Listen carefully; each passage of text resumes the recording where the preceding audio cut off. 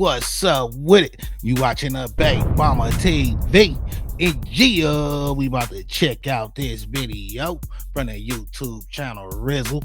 And the title is Boosie Cut Deal that exposed Mike and Jay Prince dice rigging targeted rappers.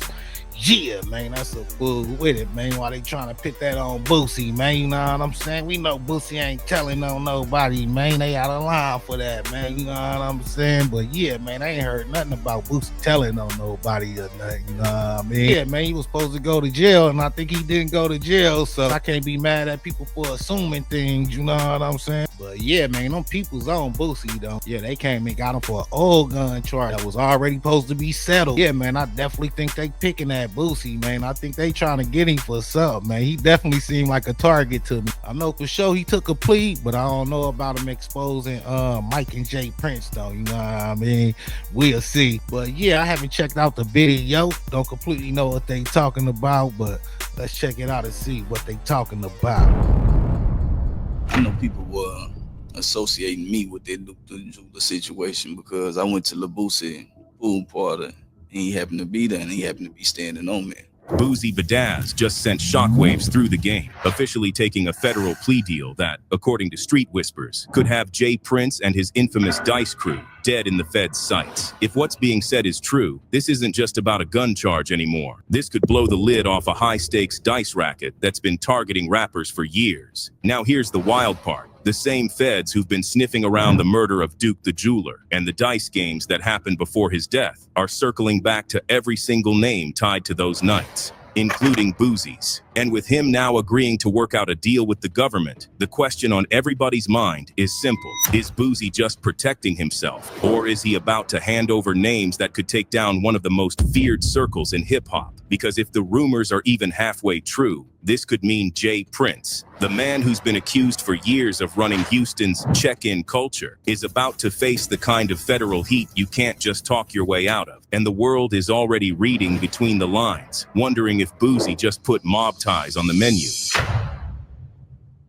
But yeah, I ain't gonna lie. I don't think Boosie gonna tell on nobody, man. That's cold to even put that out there like that. Y'all think Boosie about to tell, man? I don't know, man. This scheme is coming to an end all because of that dice game when Duke lost his life, so let's start there. Now, if you've been around Houston long enough, you've probably heard the whispers, the so-called friendly dice games that somehow always end with the house on top. Dice games have been part of the city's underground culture for decades, but the ones tied to Jay Prince Jr. are a whole different animal. These aren't casual games in somebody's basement. They're high-stakes events, invite only, with big money on the table, and a check-in rule that makes sure the house knows exactly who's in the room. But the streets say there's a catch to these games. The mob ties have a playbook. Lure rappers and high rollers into a private room, make sure the drinks are flowing, the cash is stacked high, and then let the dice work their magic. Charleston talked about it too, but only a few listened. Everybody in Texas know what the play is. If you rapping, you celebrity, if you like the strip club, you like to do this, you check in with them, they bringing them bad dice on you. Why you think they Duke the Jeweler, they really couldn't get him? That's why they had, come on, homie. According to insiders, the setup is run like a machine. The mob ties got 3 dudes on the rotation. One rolls, one holds, one swaps. And the dice are not fresh out the box. They're prepped, weighted, shaved, tweaked, so the odds bend exactly where they want them. The idea is simple. The house wins. Jay Prince Jr. gets his cut, reportedly around 30%. And everybody else walks away lighter. But here's where it all went left. The night Duke the Jeweler walked in, he wasn't some rookie gambler. He'd just come from a Boosie concert, rocking millions in ice and the confidence to match. Somehow, Duke gets his hands on dice that weren't meant for him. And boom, he starts hitting. First thousands, then tens of thousands, until he's up around $100,000. And you can see it in the footage. The shift. Smiles fade, whispers start. That easygoing vibe turns tight, calculated, because in a game designed for you to lose, winning that big isn't luck, it's a problem. Minutes later, Duke is walking to his car. No security, no crew, just him. Shots ring out, and before anyone can process what happened, he's gone. Jewelry still on him, cash untouched, which means this wasn't about robbery. It was about control. And that night, Duke broke the system's control. Now, Duke the Jeweler wasn't just some some random name in the mix. The man was a respected Chicago jeweler with a client list most rappers would kill for, custom pieces worth millions, a reputation for quality, and a personality that made him a fixture. I ain't gonna lie, that boy was making some nice jewelry for real though.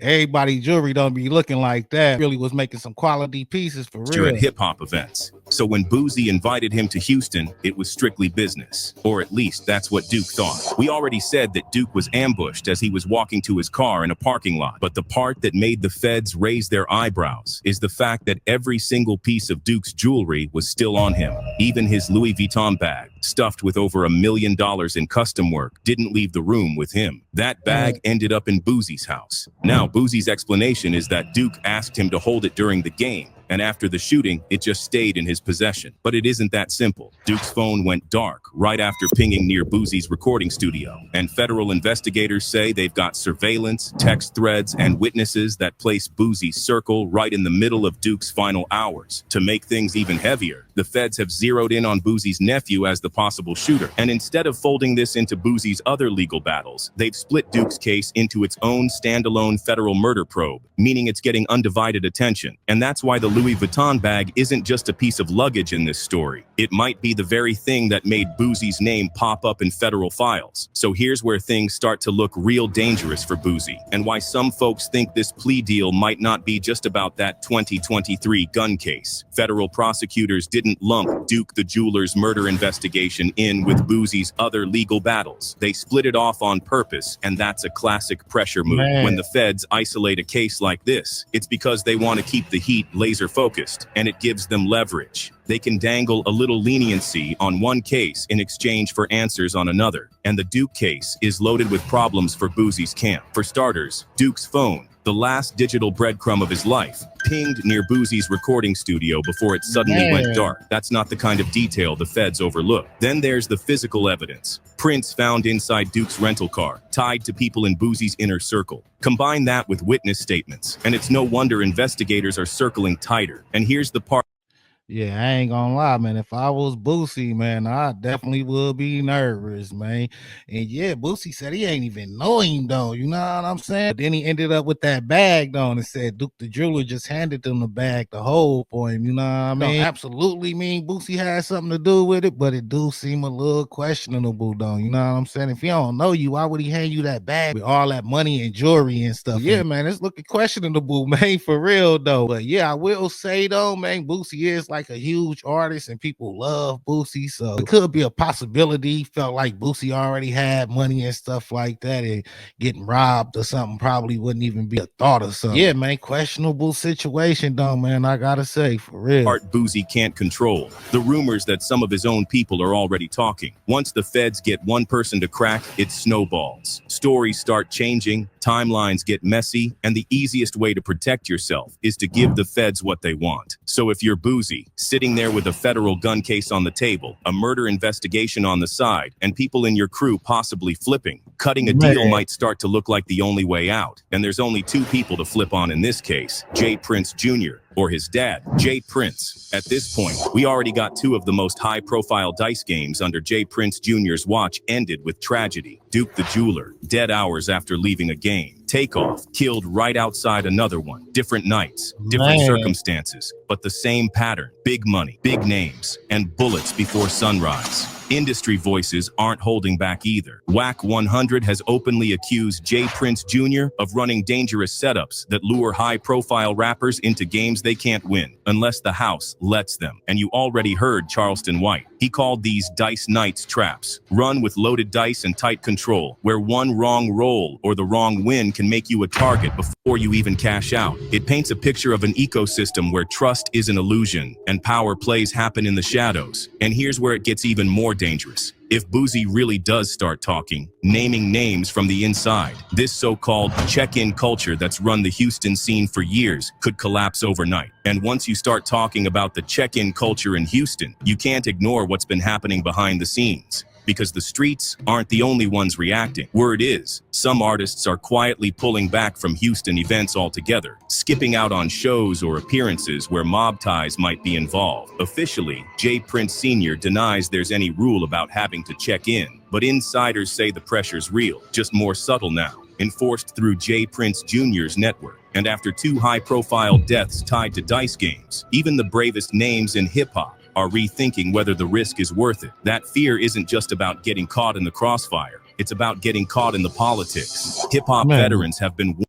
Yeah, I ain't gonna lie, man. I definitely wouldn't trust they dice games, man. I definitely wouldn't be checking in with them or nothing either, for real, though, man. Yeah, man, I don't know if Boosie just getting dragged into this, but the Princes, though, man, they looking crazy, for real, though. Warning younger artists for months, stay out of the Houston dice scene, because once you're in, it's not just about the money you win or lose. It's about who you're standing next to when the night turns deadly. Take Finesse 2 times, for example. He went from being aligned with J. Prince Jr. to airing out bad blood in public, claiming he got stiffed financially and hinting at disrespect behind the scenes. Then the rumors started flying about a baby mama scandal that put even more cracks in their relationship. True or not, the drama added fuel to the growing narrative that J. Prince Jr. is losing allies faster than he can replace them. And it's not just artists feeling the heat. The labels are watching too. With so much attention on the dice game controversies and the violence surrounding them, record execs are quietly telling their people to steer clear. They know one bad headline can tank an entire rollout, and no brand wants to be tied to a situation that's one Instagram live away from becoming a crime scene. Which is why if Boosie really does start naming names, it won't just shake Houston. It could send shockwaves through the entire rap game. But let's start slow and focus on mob ties. Up until now, a lot of the talk around mob ties has been in the court of public opinion. But behind the scenes, the feds are reportedly running a much bigger play, and it's one that could connect directly to Houston's own police department. Recent federal sweeps in the city have taken down entire drug rings and violent street gangs, with agencies like the FBI, DEA, ATF, and ICE all working hand in hand with HPD.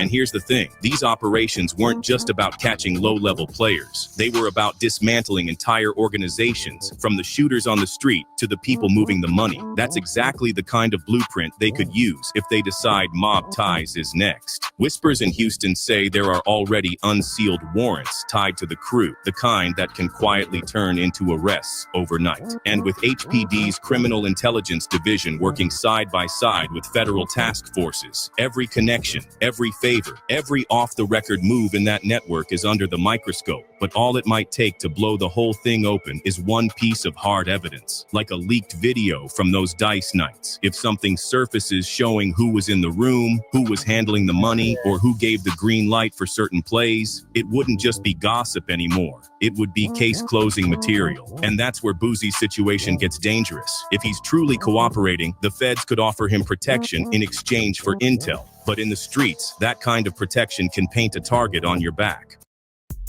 Yeah, man, that's crazy, man. I ain't gonna lie, I ain't even know this was like that twisted. Like, this is twisted, man, for real, though. And yeah, man, for sure, the Prince is looking suspect. Like, far as Boosie, though, man, I do think people do love Boosie, though, man. So, really could have just met him and just gravitated to him like that, you know what I'm saying? And Boosie embracing him could have been like the downfall part of the situation, you know what I mean? Yeah, man, I was sick just watching this video, man. So, I know the people involved, they feeling real sick, man. Rest in peace to Duke the Jeweler, don't take off though, man. Yeah, man, just don't be shooting dice with people you don't know, you know what I'm saying? Like, shooting dice with people you know dangerous enough, man. Definitely should be shooting dice with people you don't know, you know what I'm saying? Yeah, man, if you gonna be shooting dice, man, don't be the money you really need, you know what I'm saying? Just like if you got some extra money or something, man, just shoot dice with that, you know what I'm saying? Them dice games get real dangerous when it be them dudes that come and shoot dice with like the rent money and stuff like that, you know what I'm saying? Card note or whatever, you know what I'm saying? They're the ones that don't want to lose and really can't lose, you know what I'm saying? And it can get a little crazy, man, for real though, man. I done seen it firsthand, like for real though, you know what I mean? From one of them hoods where the dice games definitely get grimy, man, you know what I mean? But yeah, man, let me know what y'all think in the comments. Like, share, and subscribe. Thanks for watching. Thanks for supporting. Until next time. All right.